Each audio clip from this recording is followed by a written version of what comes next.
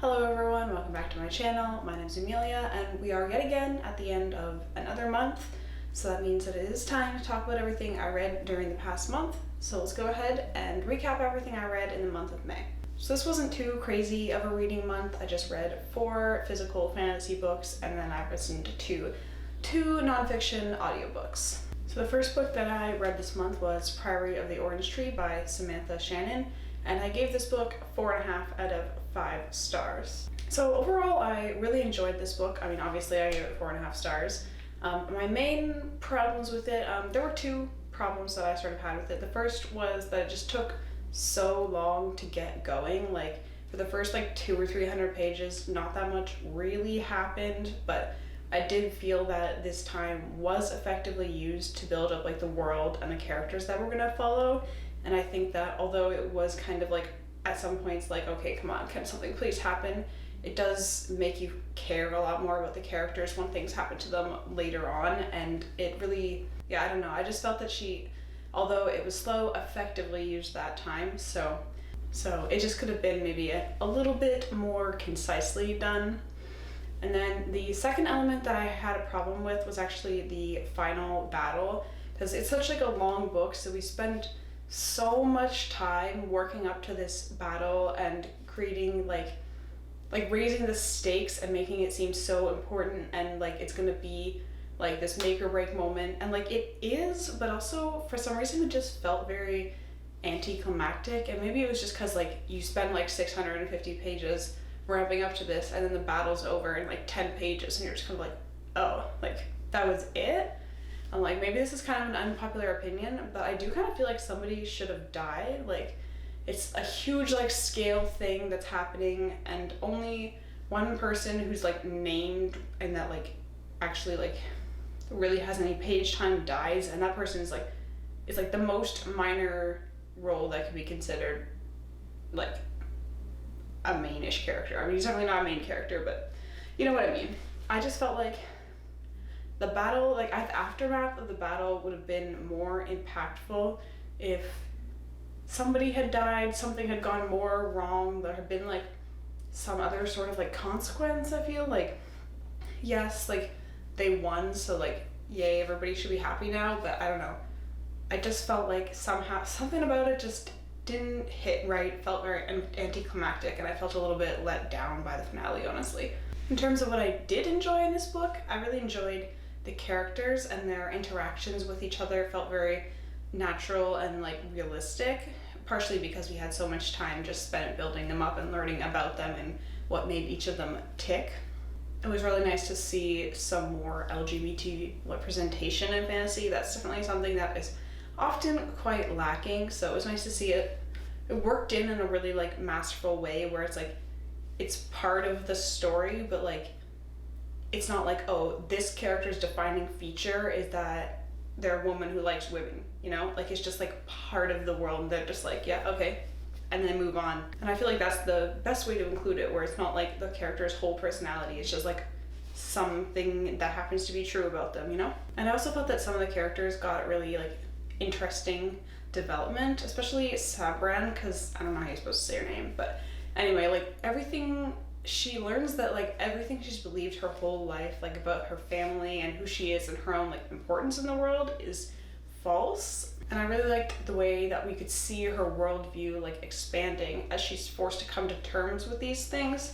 And the way that it was written felt very realistic. She doesn't just immediately accept all these giant sweeping changes, but she gradually is forced to accept them and is able to come to terms with them in her own way. It felt quite realistic how it was a bit of a struggle for her to come to terms with these things and what they meant for her personally. But overall, I really enjoyed the balance of the world building and the character development as they mixed with the plot. So the next thing I read was My Hygge Home by Mike Waking, and I gave this 5 stars. And this is a non-fiction book about the Danish concept of hygge, which is kind of akin to coziness or hominess, but it's kind of a little bit difficult to explain. So I actually really recommend that you go and listen to this book instead of me trying to explain it and butcher it. And it's a really short read. It's only 5 or 6 hours. Oh, listen, The audiobook is about 5 or 6 hours, I can't remember exactly. I felt that the book really explained the concept of hygge really well. Like I felt like I understood it after listening to this book. And he's got a really good blend of like explaining hygge as well as just like happiness in general, and then mixing it in with suggestions for how you can incorporate it in your life, and like lists even of like things that would be considered hygge that you could bring into your home. And for me, it had just the right amount of like little like humorous asides that I think worked even better just because the audiobook is read by the author, so it feels a lot more like somebody like talking to you, and just like naturally in the flow of like the conversation they like say something that's a little bit more humorous, but then getting back into the main topic without getting too diverted. But I don't know, it just made the book experience feel very like light and enjoyable while also still learning something. But yeah, I really enjoyed every second of this audiobook, honestly, and I really recommend that you give it a listen if it's something you think you might be interested in. I actually kind of want to go out and buy a physical copy for myself just so that I can have it to easily reference. But yeah, that was my hygge home. Okay, next up we have the Dragonbone Chair and the Stone of Farewell. Now, I didn't actually read these like one right after the other, but for the purpose of this video, I'm gonna talk about the one after the other just because that makes sense to me. So for Dragonbone Chair, I give this one 3.5 stars, and the main reason that it was only 3.5 stars, I mean, I think that's still like a pretty good rating. I've become a lot more strict, I guess, in my ratings recently. I like trying to really reserve 5 stars for things that like knock my socks off. But the main reason that this one was lower than it may have otherwise been was just that the start was so slow. Like for the first 100 pages or so, we're really just like hanging around in the hay-hole with Simon/Seoman. He's got kind of 2 names. But I don't mind a slow beginning if it really works well to like establish the characters in the world. Like even like with like Priory of the Orange Tree, like I mean that was excessively slow, but like I didn't mind it. But this one, I don't know, I just felt quite bored because we're just kind of following Simon as he like walks around, kind of does like his chores, and it's not very interesting. And there is not just one, there's 2 descriptions of the roofs of like the town and the castle, and like I don't know about you, but I don't really care about the roofs that much. Like if you want to have like one description just to like show how like Simon likes to climb things, so it's like, okay, if he's always climbing things, then he's looking down the roofs. Okay, I got it. But we didn't need that twice, in my opinion. But once we got past the first 100 or so pages and things started to happen and more characters were introduced, it got quite a bit better. I really enjoy Williams's plots. He crafts really interesting stories, and he's really good at like slowly raising the stakes in kind of like a gradual way that really draws the reader in. I felt that was a really good strategy for this story in particular, especially since we're following Simon, who he's really not like a hero type. He just kind of accidentally sort of gets roped into this, that things happen that are kind of beyond his control and above what he ever wanted to do. So the gradual escalation of like the plot and the stakes makes a lot of sense for Simon, because if it was like really intense right away, he probably would have like tried to avoid being involved in it. But because he was involved in a smaller thing and then that thing became a bigger thing, it makes sense for him as a character to continue being involved in the story, and allows him to grow more as a character from his initial sort of they always call him a moon calf. So the way that the story ramps up really allows him to come into his own, so to speak, and sort of grow up a little bit. Alright, so Stone of Farewell, this one I gave 4 out of 5 stars. I felt that it was pretty solid all the way through. I felt that it built really well in the scope of the first book and of Simon's original motives, and that it really expanded the complexity of the plot in a way that was really well done. And we start to get some more different POVs in this book that are more prevalent, and I felt that they were pretty well done. They each kind of had a distinctive sort of perspective or voice. One thing I would say is that it would be nice to have more female perspectives and sort of main characters, as in most fantasy. That's kind of a routine thing that comes up. I did feel that Miriamel, I'm not totally sure if that's how you should say that, but we'll call her Miri because that's what she usually goes by. I felt that she was a pretty good female character. Like, she's strong in her own right, but she's not like one of those female characters where it's like, oh, she's like big and tough, she doesn't care about like women things or like pretty things or whatever. But Miri is strong and like also in touch with her feminine side, which I really appreciated. But I think most of the other women in the story are pretty underdeveloped or kind of single-faceted. For example, we've got Megwin, who is the daughter of King Luth, and she gets totally flustered by Aelor anytime he's around, and she just like totally can't think straight, and she can only she spends so much time like thinking about him, even though her people have been like driven out of their land, and she's like the last one remaining of her royal family to like look after them and guide them. And it just like sends this message that like women who are in love just can't think straight. They can only think about men, even when everything in their world is falling to shit.